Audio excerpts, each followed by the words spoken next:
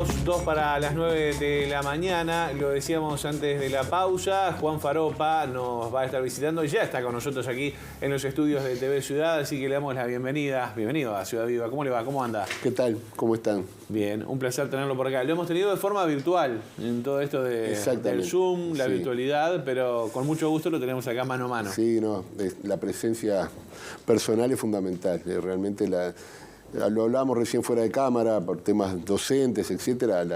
La posibilidad de comunicarse virtualmente ha sido una ayuda muy grande, pero también tiene sus dificultades. ¿Hay alguna limitación ahí, por lo menos en el cara a cara, ver las reacciones, los sentires y de alguna manera? Acá no se puede apagar la cámara y no se... Ahí está. Tiene que estar.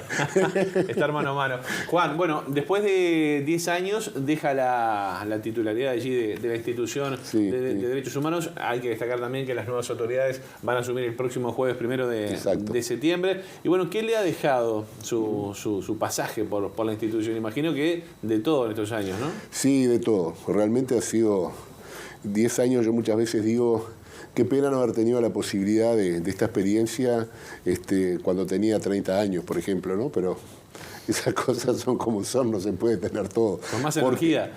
Más energía, pero además por la experiencia vital que se logra, ¿no? Claro. O sea, en primer lugar, bueno, tener la oportunidad de construir desde cero una nueva institución para el país, con un cometido tan importante, una necesidad, ya hacía muchas décadas que en Uruguay había sectores sociales, políticos, formadores de opinión que insistían en que Uruguay necesitaba una Defensoría del Pueblo, por distintas razones, fundamentalmente por falta de consenso político partidario no se había podido llegar a ese objetivo. Y bueno, finalmente se logró y bueno, empezar a construir y con todos los defectos, los errores y todo lo que queda por corregir y seguir trabajando. Hoy por hoy la institución es una institución que funciona, que tiene sus procedimientos, sus protocolos, tiene su personal, un personal calificado, de muy buen nivel. La institución queda funcionando. A nivel personal también es como digo, no se tiene todos los días la posibilidad de crear algo de la nada, ¿no? Prácticamente. Y bueno, fue un proceso muy importante también profesionalmente. Y bueno, hay una frase que muchas veces se usa con poco contenido, pero yo tengo la certeza de que realmente es lo que creo, lo que siento. Ha sido realmente un honor y un orgullo haber podido servir al país en este puesto, ¿no? Y nos consta que es así, porque siempre ha estado muy comprometido con su trabajo. Como decía el Dani antes de la pausa, siempre con buen semblante y con buena onda, por decirlo de alguna manera, ¿no? Porque la verdad que se toman temas bastante escabrosos y bueno, imagino que a veces los ánimos no son los mejores. Y en ese marco, ahora a propósito de toda su experiencia, ¿algún caso que le haya quedado marcado de la infinidad de casos que ha atendido la institución? Sí. Hay uno que tal vez fue uno de los primeros. No me olvido más de una señora muy mayor, bonita, chiquita, una señora con muchos años. Me acuerdo que hacía mucho frío, todavía estábamos trabajando en una oficina chiquita en el anexo del Poder Legislativo. Éramos los 5 directores nada más, sin ningún personal de apoyo ni nada, por lo tanto hacíamos todo, ¿no? Y atendimos una denuncia de esta señora que estaba sumamente angustiada porque ella decía que le habían colocado algún chip, que su vida era una especie de show en vivo permanente. Ajá. Y que quería apagar internet, quería que se apagara internet para que no le siguieran viendo lo que estaba pensando, etc.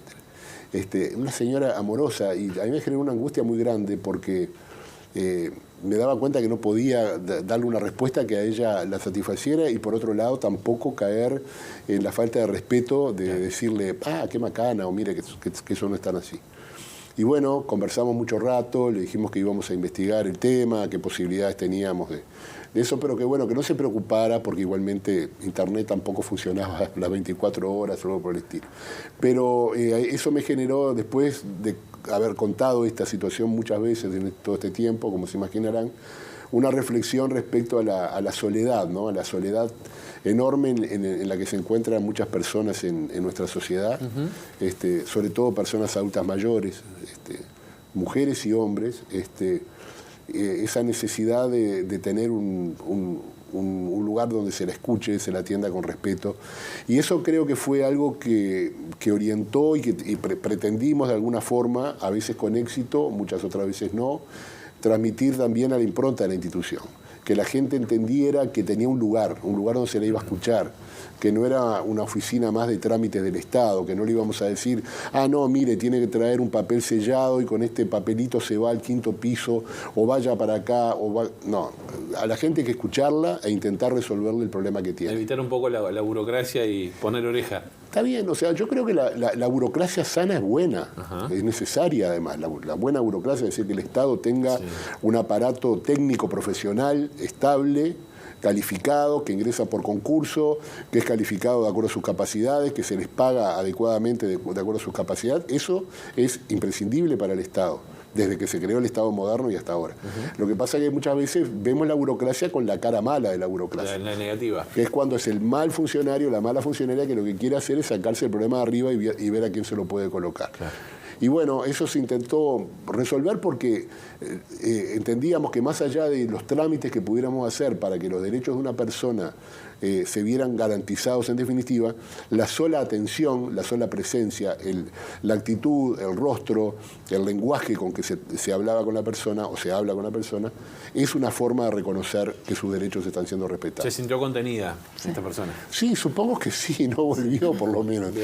Pero son esas cosas porque muchas veces también nos han tocado temas muy complicados, sumamente dramáticos, complejos, pero creo que el secreto está en esas cosas simples, sencillas, donde se requiere justamente la posibilidad de ponerse en el lugar del otro y entender por qué el otro está ahí. Claro. Juan, según la legislación, vos tenías que ceder ese lugar, además, porque ya cumpliste 10 años, que se habla de eso de la burocracia que transparenta, que es limpia. Pero ese aprendizaje no puede quedar en nada. Más allá de estas anécdotas que decís, ¿qué no puede faltar a los nuevos integrantes? No como consejo, sino como aprendizaje de vida. ¿Qué cosas deben existir en ese rol y qué fortalezas, qué herramientas son necesarias desde la afuera para que ese rol realmente se cumpla 100%? Mirá, Tania, la hoja de ruta es muy simple. O sea, Uruguay es un Estado democrático, afortunadamente, un Estado donde rige el Estado de Derecho, es un Estado que no es un Estado violador de los derechos humanos, sin lugar a dudas. Y bueno, gracias a Dios que es así, y muchos de nuestra generación sufrimos cuando eso no fue así. Sin embargo, el libreto es simple. En ese marco de ese Estado democrático que funciona de acuerdo a las garantías fundamentales para los derechos humanos, hay fallas, hay errores que cualquier Estado, por más avanzado que sea en su institucionalidad democrática, comete en cualquier lugar del mundo. Porque hay procedimientos que no están actualizados, legislación que hay que mejorar, porque hay funcionarios que no están calificados, porque muchas veces se toman decisiones dentro del marco de la ley, pero con cierta orientación a buscar satisfacer intereses particulares y no intereses colectivos. Entonces, el manual es ese, o sea, la institución debe velar por los compromisos que el Estado democrático uruguayo tiene en materia de derechos humanos. Para eso no tiene otra vara de medida, no tiene otro indicador para medir que si se cumple o no se cumple con esas obligaciones. Si la institución deja de hacer eso, desaparece como tal. O sea, para que la institución de derechos humanos sea una institución de derechos humanos, debe observar cuáles son las obligaciones que tiene el Estado en materia de derechos humanos frente a las personas que vivimos en el país y evaluar si se cumplen o no. Si por determinada razón, por injerencia de cualquier poder del Estado, por injerencia de un partido político, por injerencia de una organización social, empresarial, sindical, lo que sea, los directores y las directoras de la institución no actúan de forma independiente y de forma autónoma, estará todo muy bien. Tendrá el mismo cartelito en la puerta, pero ya no es una institución nacional de derechos humanos, es otra cosa. Entonces no hay mucho para hacer, o sea, no hay mucho para inventar. En la medida en que la institución continúe, y yo tengo la certeza que va a continuar, entre otras cosas, porque como hablábamos recién, la institución en estos 10 años se ha consolidado en su aparato de funcionamiento institucional, con personal calificado, con reglas de procedimientos, con un protocolo, con un reglamento de actuación, con recursos materiales. Es decir, el aparato, la maquinita para hacerla funcionar está. El contenido que se le ponga a eso no puede ser otro que evaluar si el Estado cumple o no cumple sus obligaciones en materia de derechos humanos. Tengo la certeza que va a ser así, porque si no es así, bueno, la institución seguirá, hubo muchos intentos, como ustedes saben, de eliminarla del marco jurídico uruguayo en este año, pero muchas veces para que algo desaparezca no hay que derogar una ley, basta con dejarlo ahí y no darle ningún contenido y desaparece solo. Aplicarle decidi y poco apego y de ahí cambian la regla del juego. Exactamente. Ahora, bueno, usted hasta mañana será titular de la institución. A las 24 horas de mañana. Hasta las 20, exactamente. Y luego asumen las nuevas autoridades. Quien la sigue, por ejemplo, Wilder Tyler. Exacto. Hubo polémica en la votación previa. No sé si se politizó para mal de alguna manera. Ese 4-1 que quedó finalmente. ¿Cómo ve usted la nueva conformación y la postura del Frente Amplio en este caso? Que incluso a Tyler no fue votado por la mayoría. Bueno, como le dije, yo hasta las 24 horas de mañana tengo algunas inhibiciones legales que debo respetar. Entre otras, no puedo realizar ningún tipo de comentario político partidario ni evaluar las decisiones de los partidos políticos. Bien. Por más que durante este tiempo me dijeron de todo, ¿no? Desde que era un operador político del Frente Amplio, que era parte de un comité de base. Bueno, nosotros también nos dicen lo mismo. Sí, pero suele pasar. Sí. Bueno, no se preocupe porque le dicen a la Universidad de la República, a la Fiscalía, a la Junta Anticorrupción, al Tribunal a todo órgano que trate de construir mayor democracia en materia de transparencia o de contenidos. Y todo lo que implique control, para muchos sectores, lamentablemente, de la sociedad uruguaya sigue siendo algo muy reactivo. Genera mucha incomodidad. Y la democracia es control. Si no hay control, no hay transparencia, la ciudadanía no puede informarse, y si no puede informarse no puede participar. Y si no participa, como hablábamos recién de la institución, en cuanto a que puede ser una cáscara vacía, si la gente no sabe de qué va la cosa y qué decisiones tiene que tomar, le podemos llamar democracia. Que sí, formalmente, creo que en Uruguay hemos aprendido que la democracia formal también se tiene que respetar. Pero la democracia no es solo la democracia formal, es sustancia, es materia. Y para que haya sustancia y materia, la gente tiene que participar, y que para que participe tiene que estar informada. Entonces, ¿qué pasó durante...? No quiero tampoco esquivar la pregunta. No. Sí hubo un debate, como seguramente no se dio en otras instancias. Yo quiero atribuirlo, y quiero volver a pensar positivamente, a que realmente algunos sectores del sistema político, que durante mucho tiempo, en estos últimos meses, plantearon que la institución debía desaparecer, que era inconstitucional, que era un comité de base del Frente Amplio o de cualquier otro partido político, que eran un grupo de sinvergüenzas que estaban cobrando un dinero sin hacer nada, que no servía para nada, que lo que la institución hacía ya lo hacían otros organismos del Estado, etcétera, etcétera, etcétera. Muchas personas que dijeron eso al final del día se dieron cuenta que para algo sirve la institución. Porque cuando uno pelea tanto por algo es porque le da algún valor. Claro. Entonces, yo, por supuesto, tampoco me chupo el dedo. O sea, seguramente es posible que por ahí alguien quiera mantener la institución bajo control para que la institución no haga lo que debe hacer. Pero, en definitiva, que dentro del sistema político se haya discutido tanto, implica que algún valor tiene, inclusive para la gente que la denostó y que la agredió y la agravió durante tanto tiempo. ¿Qué, concretamente? Usted no lo va a decir por un tema legal, pero perfectamente nosotros sí. Hasta las 24 horas de mañana. Después hacemos un sumo, viene de nuevo y damos con nombre y apellido. Pero esas críticas provienen concretamente desde el Partido Nacional. La vicepresidenta Beatriz Argimón incluso se reunió con usted, le planteó la necesidad de reformar la institución, o que no estaba de acuerdo con diferentes cuestiones que atendía justamente la Institución Nacional de Derechos Humanos. Por ejemplo, también desde filas nacionalistas se habla de comité de base cuando se refieren a TV Ciudad. O sea, vienen del mismo lado. ¿Por qué pasa eso?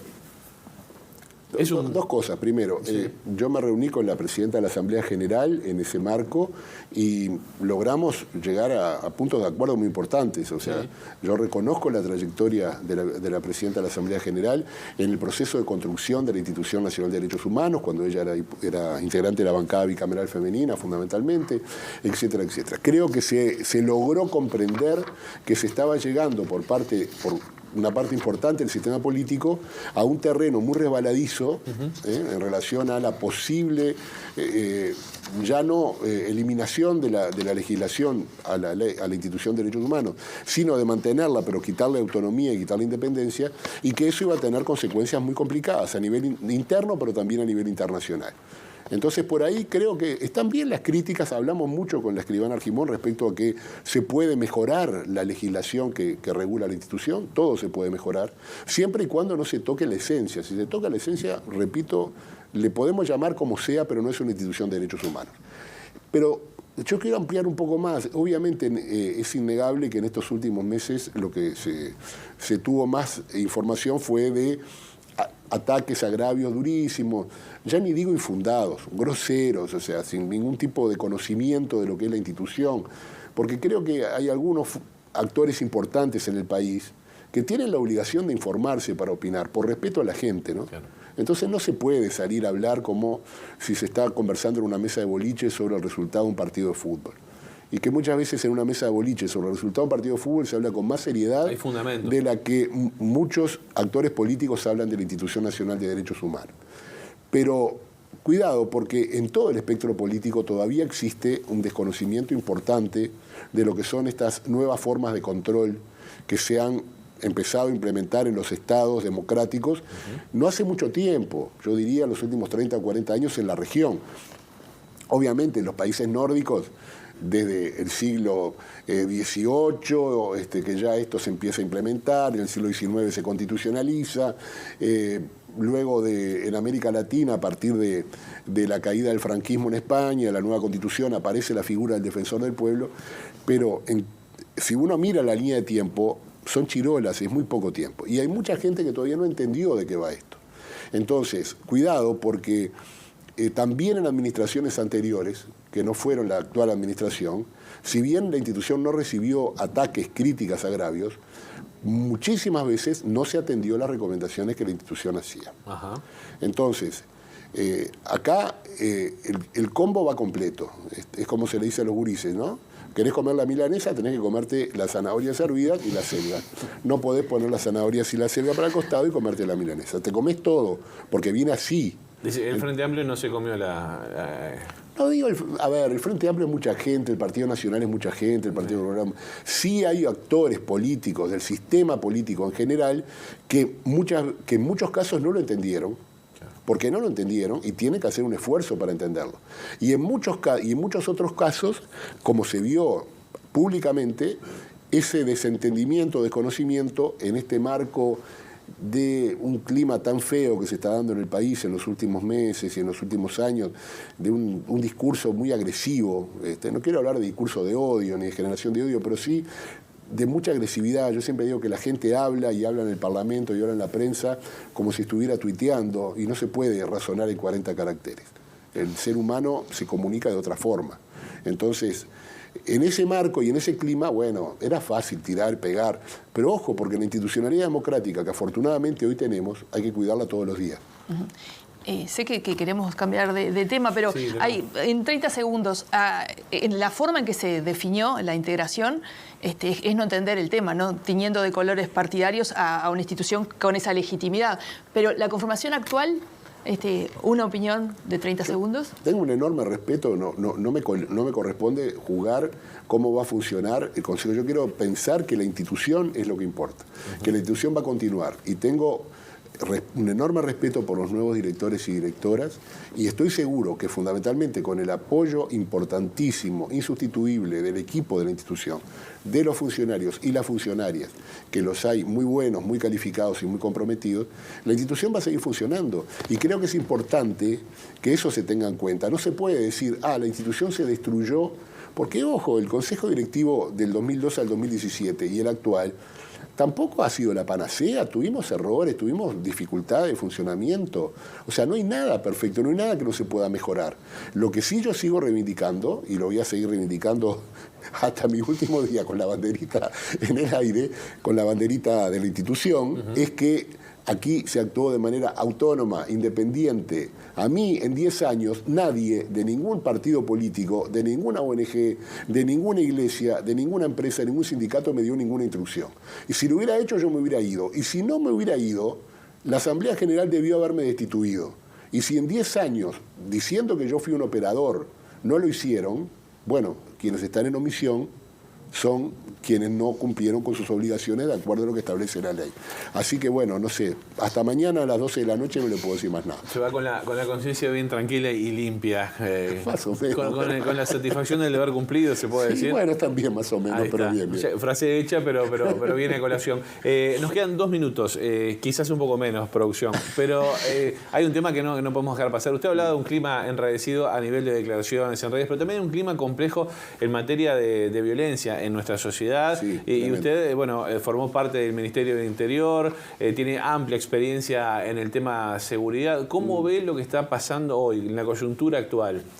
Bueno, yo aterricé en el Ministerio del Interior en el 2005, sigo sin saber cómo. Creo que es por mi experiencia de trabajo anterior. Yo de los 90 trabajé en Naciones Unidas durante muchos años, en muchos países de Centroamérica, en contextos de fin de guerras civiles, donde el tema de derechos humanos empezó a ponerse fuerte en la agenda, junto con el tema del incremento de la violencia delincuencial que se daba después del fin de las guerras civiles. Imagínense el contexto, mucha gente desmovilizada, sin ninguna otra calificación que no fuera manejo de armas, mucha disponibilidad de armas, en el medio de un cambio que se estaba dando en el mercado del narcotráfico regional, el conflicto entre los cárteles mexicanos con los cárteles colombianos, etc.